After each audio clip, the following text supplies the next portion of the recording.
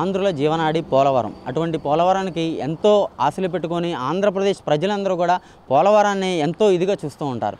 అయితే కూటమి ప్రభుత్వం ఏర్పడిన తర్వాత పోలవరం ప్రాజెక్టు పనులను కూడా వేగవంతం చేసింది. ఈ నేపథ్యంలోనే ఈరోజు పోలవరం ప్రాజెక్టుకి అయితే అంతర్జాతీయ నిపుణుల బృందం అయితే చేరుకుంది. ఈ రోజు నుంచి సెప్టెంబర్ 1వ తారీఖు వరకు కూడా ఈ పోలవరం ప్రాజెక్టు పనులన్నింటినీ కూడా సమీక్షిస్తారు, అలాగే సందర్శిస్తారు. అయితే వీరితో పాటు కేంద్ర బృందం, అలాగే జలశక్తి బృందం, జల వనరుల శాఖ అధికారులు, పోలవరం సంబంధించి అధికారులు కూడా వీరితో పాటు ఈ 4 రోజులు కూడా ఈ పోలవరం పనులన్నింటినీ కూడా సమీక్షించనున్నారు. అయితే ఈ పోలవరానికి చేరుకున్న అంతర్జాతీయ కమిటీలు అయితే 5గురు సభ్యులతో కూడారు. అయితే వీరే సికో, డేవిడ్, పాల్, డొనాల్డ్, అలాగే జియో6 వీరందరూ కూడా 5గురు కూడా వీరందరూ ఈ పోలవరం ప్రాజెక్ట్ ఏదైతే ఉందో ఈ పోలవరం ప్రాజెక్ట్ని అయితే సమీక్షించనున్నారు. ఈ నేపథ్యంలోనే వీరైతే డయాఫ్రామ్ వాల్, గ్యాప్ 1, గ్యాప్ 2, ఈ భూమి యొక్క పటిష్టత, దాని తీరు, ఎగువ దిగువ కాఫర్ డ్యామ్, అలాగే డీవాటరింగ్, ఈ పనులన్నింటినీ కూడా వీరైతే ఈ మొత్తం అంతా కూడా సమీక్షించనున్నారు. దీనికి సంబంధించి ఏదైతే గోదావరి వస్తుందో గోదావరికి సంబంధించి వాటర్ అంతా కూడా నిల్వ, ఆ గోదావరి వాటర్ వెళ్ళిపోవడంతో ఈ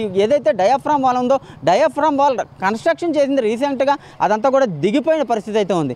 దాని మీద కూడా ఈ అంతర్జాతీయ నిపుణుల బృందం అయితే దాని మీద అధ్యయనం అయితే చేయనున్నారు.